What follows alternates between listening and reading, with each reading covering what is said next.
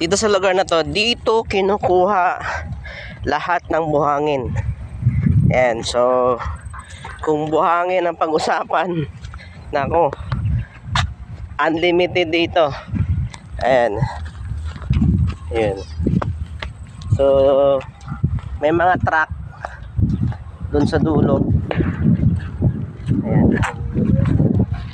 Sila yung mga naghahakot ng mga buhangin. Saka pati magraba. Ayan. Tayo, oh. Yun, oh.